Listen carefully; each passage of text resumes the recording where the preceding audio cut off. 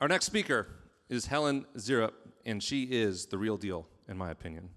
As the president of Teddy's Transport, a trucking company here in Holland, Helen has received countless awards regionally as well as receiving national recognition. That's all really good stuff, but what makes Helen the real deal, the really real deal, is her founding of Grant Me Hope in September of 2014 and the work she continues to do with Grant Me Hope. Grant Me Hope is a 501c3 marketing initiative focused on getting older children in foster care adopted before they age out of the system.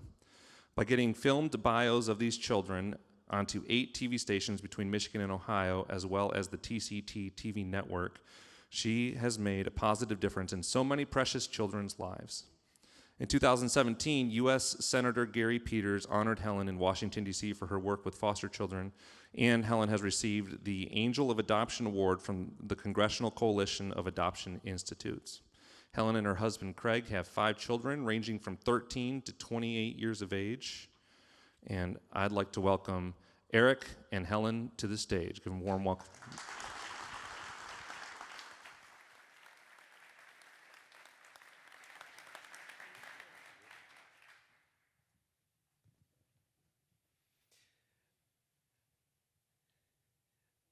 So Helen has a PowerPoint that is currently stuck in a computer somewhere. So we're going to have to take and skip that part of it. But Helen and I have become friends over the last couple of months. Got started with a project she'll tell you about on the Rock. But for me, Helen is one of the most amazing examples that one person can make a difference. And I have this storyline stuck in my head from the movie Robots that says, see a need, fill a need. And I can't wait to share all the things that Helen has done in her space to do exactly that. So, good morning. Good morning. Thanks for having me. I don't know if my mic's on.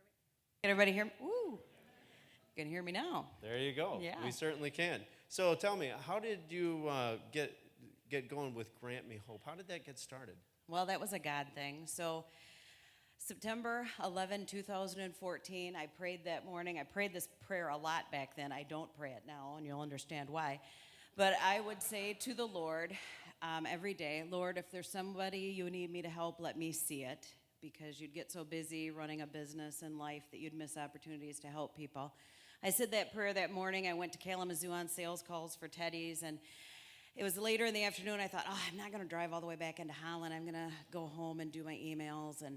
And we were doing foster care at the time, Craig and I were, and we had to do training. So every year to renew your foster license, you've got to either read a book or go to classes or watch a movie or whatever. So I thought, I'm going to kill 2 birds with one stone. I'm going to put this video in and check my emails and kind of half pay attention and write up something on it for my training. Well, it was talking about how hard it is to get older foster children adopted. And I was kind of half paying attention, and a little boy came on. He was maybe 15, and he said this, and it literally changed my life. He said, my older siblings told me once I reach a certain age, I'll be unadoptable. And then he paused, and he looked real sad, and he said, no one should steal your hope. And that hit me wrong, and I thought, ooh, I better watch this. So I went into the living room, and I sat down, and it went on to say that we had 600,000 children in the foster care system in America, and 120,000 of these kids were available for adoption. And once these kids reach the age of 18 and age out, 25% end up homeless. And that was the magic word for me, homeless. I can't stand homelessness. It keeps me awake at night, especially in the winter.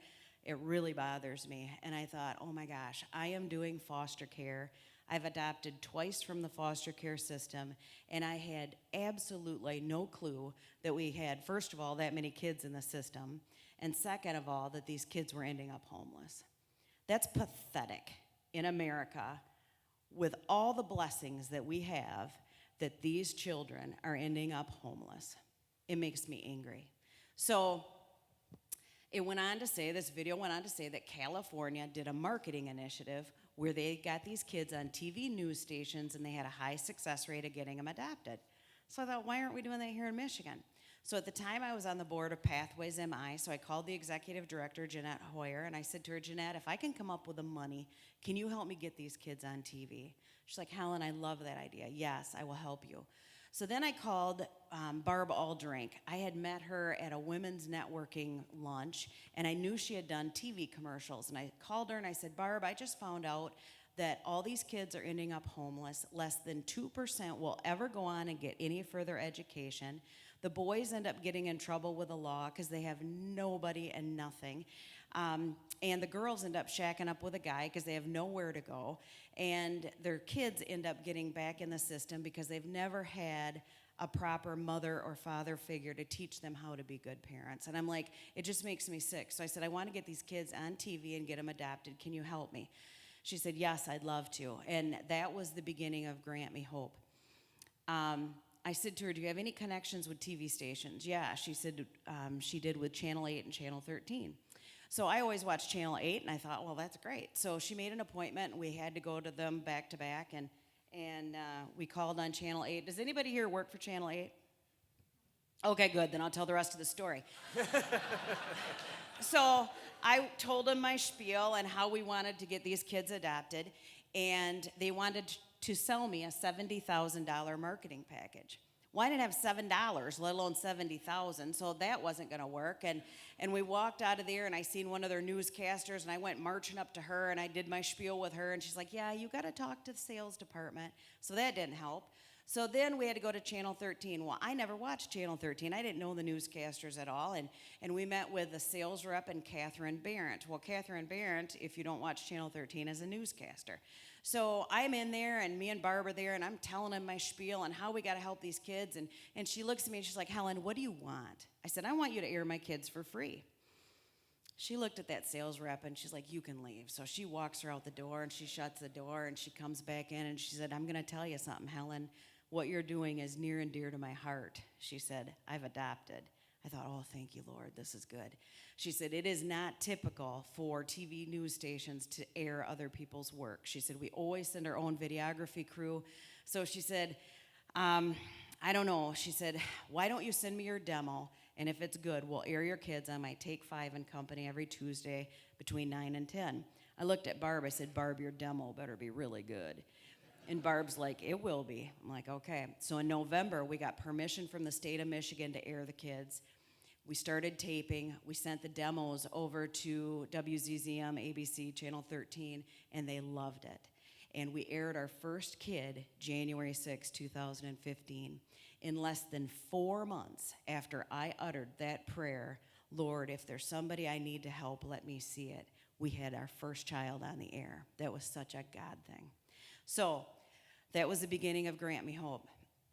Then we landed a TV station in Detroit. Then we landed a TV station, CBS, Cadillac, Traverse City, Sault Ste. Marie.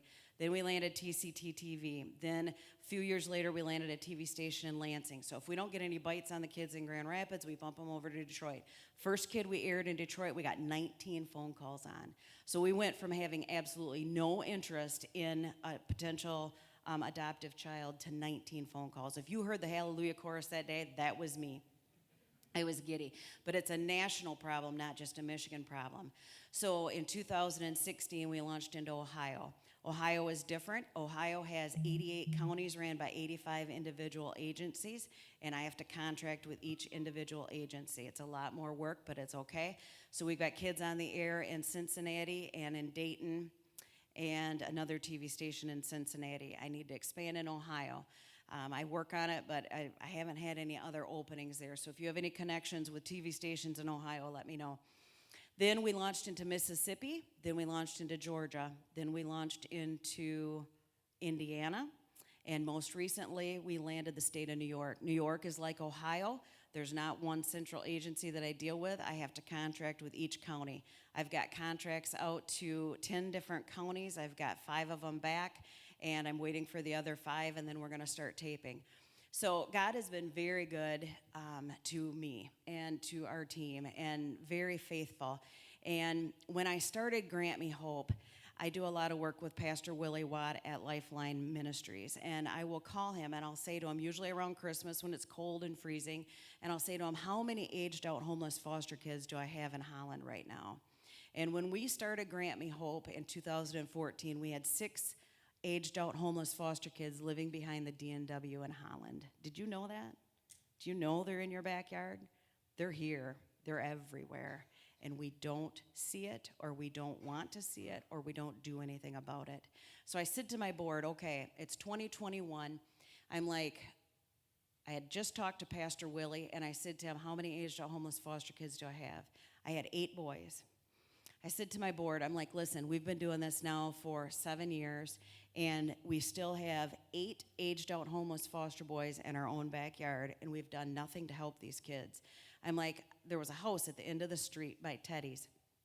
And I said, I want to buy that house. It's a 5-bedroom house, and I want to put a house mom and dad in there, and I want to put those 8 boys in there. I'll put bunk beds in all 4 bedrooms, and I want to help these kids, because what happens when they age out is they do not have a driver's license. They don't have a social security card. How are you going to fill out a job application if you don't have an address, you don't have a driver's license, and you don't have a social security card?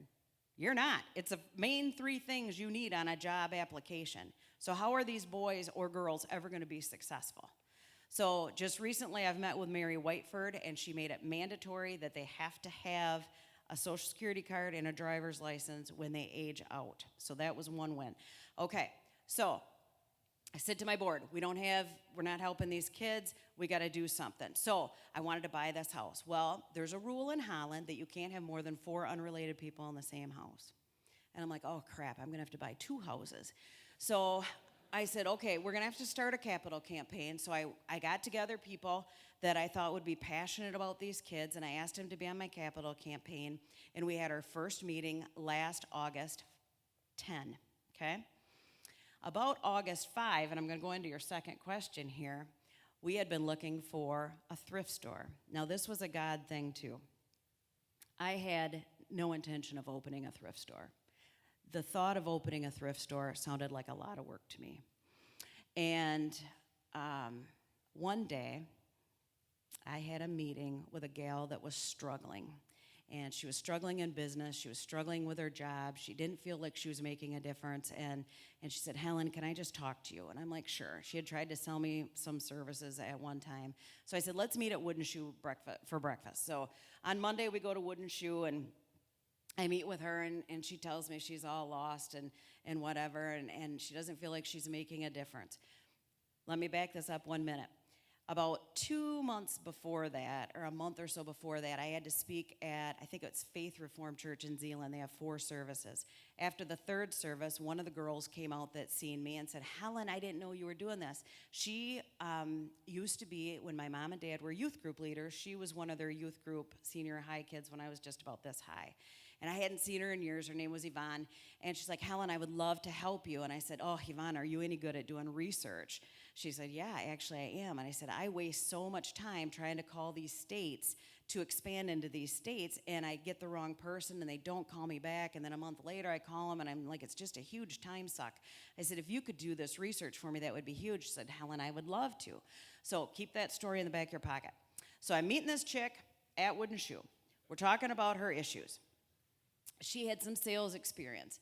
And I said to her, well, you know what? I said, why don't you work for a nonprofit? Because then if you feel like you're making a difference, that, you know, you're getting paid to make a difference, how much do you need to make a year? At the time, she needed $55,000. I'm like, yeah, you're not going to make that working for a nonprofit because we're all poor. So I'm like, that's not going to work. And we just kept talking. And I said, well, you know what? I said, maybe you could start a thrift store, and you could pull what you need out for your wage, but then you could take all the extra and say, give it to Grant Me Hope. And I said, maybe we could get volunteers to work there. And I'm like, oh my gosh, what if we could get these aged out foster boys to work there? And maybe if there's a shower there, they could take a shower. We could make sure they got clothes. We could get them job experience, you know, and we could take these kids in, and maybe we could hook them up with mentors. And I'm just coming up with all these wild ideas. And she's got tears going down her face. And she's like, Helen, I love this idea. And I'm like, well, you know what? She's like, where will we put it? And I'm like, I don't have a clue. I said, maybe somewhere in Holland. But I'm like, let's just pray about it. Because if this is something that's meant to be, it will happen. And if it's not, it won't. She's like, okay. So we left. That was Monday. The next day, I get an email from this Yvonne that wanted to do research for me. Helen, I got all kinds of questions. I'm not sure how I got to go about this. How do you want to do this? And I said, well, why don't we meet at Wooden Shoe for breakfast and we'll talk. So that same week, that Thursday, we go to Wooden Shoe. A lot of good things happen at Wooden Shoe. I don't know if you go there or not, but you might want to. And no, I'm not a paid advertiser. But anyway, we go to Wooden Shoe, and she's like, Helen, how did you get into this? So I'm telling her, and finally I'm like, enough about me. I'm like, how about you? What do you do? I thought she was a banker. She's like, well, Helen, it is the funniest thing. She said, me and my partner, we advise nonprofits on how to start thrift stores. I got chills up and down my back, and I said, Yvonne, this is no mistake why you're meeting me here today. I said, I sat at that table on Monday and told her the story. So for the next hour, she told me everything there is to know about thrift stores. They're very expensive to set up. And if you want to do it right, anyway. So the next Monday, I said, tell me everything you know because I got to present this to my board. So the next Monday, we got a board meeting. I tell them all of this whole story, and they're like, well, we would be way money ahead to have them do a feasibility study if we're going to invest all this money to be successful. Why don't we do that? So the following Thursday, I meet with Yvonne and her partner. They give me a thing for a feasibility study. I said, well, I got board approval. Let's do it. So they started looking, and they said, well, Holland and Zeeland is too saturated, but Hudsonville would be perfect. I'm like, oh, my gosh, Hudsonville would be perfect. And they're like, why do you think so? I said, well, Hudsonville has more adoptions of any place I know of in the state of Michigan. There are so many adoptive families in Hudsonville. So I said, I know I could get support. So I said, and it's nice and close. I said, it's not far from me. I said, I think it would be perfect. So now we come back to the capital campaign. So we signed the lease on the thrift store August 5. We got to work like crazy to get it set up because I don't want to pay rent and not have any revenue coming in, right? August 10, we have our first capital campaign meeting. And they're like, the paperwork you do for the capital campaign is very important, and you got to get this and this and this and this. There was an expert in the room, and I'm like, okay, so we'll tweak this and we'll do this. But then I was so busy working on the thrift store, I didn't have time to work on the capital campaign. Well, Ed Reitman, I don't know if you know him. He owns K&R Truck Sales. He's a wonderful, godly man. He is on my capital campaign. So December rolls around. We open the thrift store in November. We have our big grand opening. Well, then we roll into December. It's the busiest month of the year for me for Teddy's because I'm a sales rep. And about mid-December, I see Ed Reitman at church. And he says to me, hey, Helen, are we doing this capital campaign or what's going on? I'm like, oh, Ed, I owe you such a huge apology. I said, I've been too busy working on the thrift store. But I said, I've got that under control now. So I said, in January, we will meet for the capital campaign, and we'll make that our project for this year. He's like, good, because he said, I got an idea. I said, oh, I love ideas. What you got? He said, well, I was approached to buy the old Rock Island restaurant. And he said, I didn't buy it at first, but he said, anyway, long story short, I bought that. He said, what if we put the aged-out homeless foster kids in there with the house mom and dad? I'm like, oh, my word, Ed, that would work perfect. He's like, why do you think it would be perfect? I said, well, first of all, it's so close to Teddy's, I can see him right out my window. So if there's ever an issue, I can be there in a minute. Second, there's so many businesses all around there. If the boys don't have a driver's license, they could literally walk to a job doing about anything because we got probably 15 businesses right around there. I said, it would work perfect.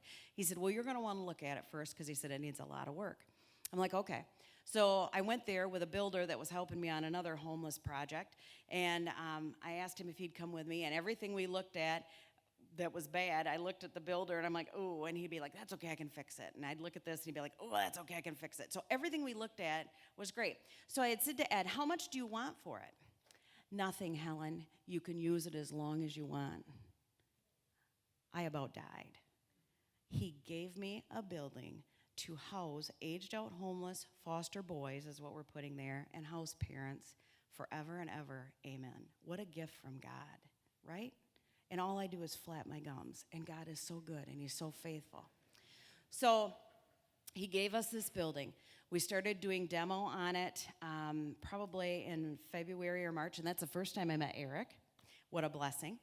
And we got this beautiful, beautiful building that right now we're waiting for the electrical and the HVAC and the, all the big stuff that's got to go in. We're at that point now. But our goal is to be in by Christmas. So for these houses, or because now we want to do girls' homes too as well, we need a godly set of parents that can move into this rock. That's what we're going to call it, because God is my rock, my fortress, and my deliverer. Oh, yeah, the rock. So that's our home for the boys. We will be able to fit 16 boys in there. We need a godly set of parents. So this is going to be a calling, right, from God to be the house parents of this house, because we want to not only have these house parents there to minister to these boys, but we also want to set up mentors with the boys, Christian men that will meet with these guys once a week and give advice, teach them how to be a godly husband, a godly father, just everything that you think about. If you had really good parents, think about how that impacted your life. These kids don't have that, right? And they're maybe 18, 19, 20, but every time they moved around in the foster care system, it set them back a year. So you got kids that are maybe this old in age, but emotionally, they're way younger. So we need to set up godly mentors with these men. So I'm looking for that, so come and see me afterwards. So then we want to do budget counseling with them and get them, financially stable, emotionally stable, and just change the world. So I was working on a homeless project. I was talking to Keith Den Hollander from the Christian Coalition. Does anybody here know Keith? He's an amazing, wonderful Christian man. And I was talking to him about how I was working on this homeless project. I'm trying to get homeless people taken care of because we got so many homeless in Holland, and working on this thing with a rock. And he did this speaking engagement, and he had all these local politicians at it, and he had challenged the politicians, and he said, how many of us say we're right to life? And they're like, yeah, that's their platform, they're right to life. But he said, you guys are more right to birth. What are you doing to help the kids once they're birthed? He said, you need to do something to help the parents be successful, help the children be successful, help them. And then he said, look at what Helen Zeerip is doing. So he's talking about what I'm doing. Well, afterwards, Roger Victory wanted to talk to Keith, and he's like, I've heard of this Helen before. He said, I'd like to meet her. Can we meet with her? And he's like, yeah, I'll arrange it. So we go to Wooden Shoe for breakfast. All the good things happen there. And so we go to Wooden Shoe, and I'm there early, and I had never met Roger, so it's Roger and his staffer, and then Keith comes, and we're talking, and then Keith is like, Helen, tell Roger what you're working on. So I told him about how I was doing this capital campaign and how we were going to do this at the Rock and what we'd done with there and how I was trying to help homeless and how we had bought some land and we had built these Conestoga huts, me and Pastor Willie, and we wanted to put the homeless people there and how we wanted to help them and da-da-da-da-da-da. Well, anyway, Keith says to Roger, you know what, I got to back up one thing. She's never going to finish. I want you to know that the reason that we're doing this style, because I knew if I actually gave her a microphone and left her on stage, you wouldn't be out of here till 4 o'clock this afternoon. So I'm not here to actually interview. I'm just protecting you so that you can actually get to the end. You do know I am the only woman here. Probably that is a gift to Gab. But so anyway, before this happened, I had gotten scammed, okay? I had gotten a message from some lady that was dying. She had 3 weeks to live, and her husband got murdered, and I think they were illegal and doing illegal stuff. But anyway, she had all this cash she wanted to give me, and then first I thought, yeah, right, whatever. But as the conversation kept going, I thought, God, maybe this is legit.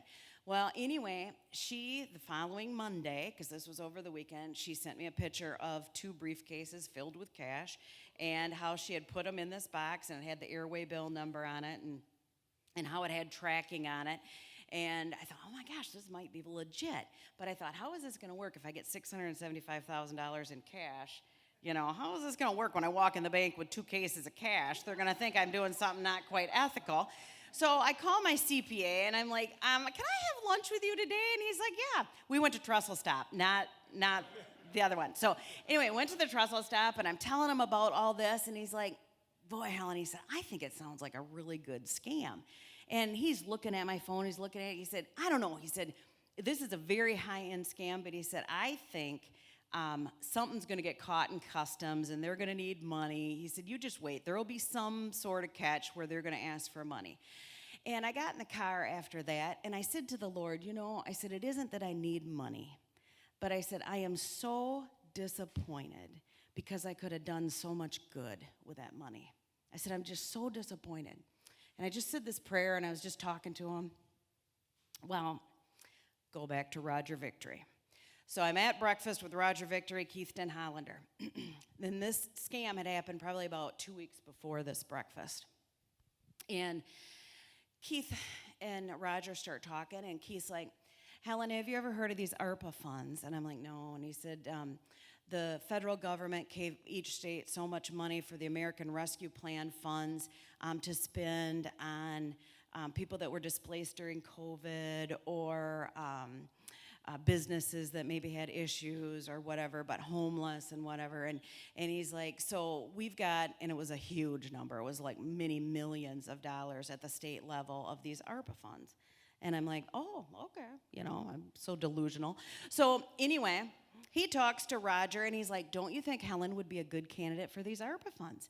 And Roger's like, oh, yeah, she'd be great. And then he's like, don't you think we ought to talk to Senator Altman? Oh, yeah, we got to talk to him. And, we got to talk to so-and-so. And then we got to talk to so-and-so. And then they start texting, and And then the staffer's doing this and that. And I'm just sitting there like this, am I dreaming? Is this a surreal moment? And then all of a sudden Keith says, why don't we ask for $2 million? And then if we get $1 million, we'll be happy. And I just sat there thinking, whoa, what is going on? And so anyway, they get all done with this, and then we get done, and we walk outside, and Keith's like, I think we should have a meeting with some of the House of Representatives, and I think we should show them what you're doing at the Rock and over here, and we got to talk to Mary Whiteford, and we got to, do all this. And I'm like, okay. And I get in the car, and I said to the Lord, wow. I got scammed for $675,000, and now you could be potentially giving me $2 million. And I cracked up laughing, and I'm like, Lord, you are so good. This all goes through the house. I get a text from Mary Whiteford, and she said, Helen, the angels are smiling down upon you tonight. And she said, I'll let Roger tell you. And the next day, I don't get a text from Roger, and I'm like, I wonder what happened. Later, I get an email from Mary. Helen, Grant Me Hope has been awarded $1.5 million for capital expenditures to help aged out homeless foster kids.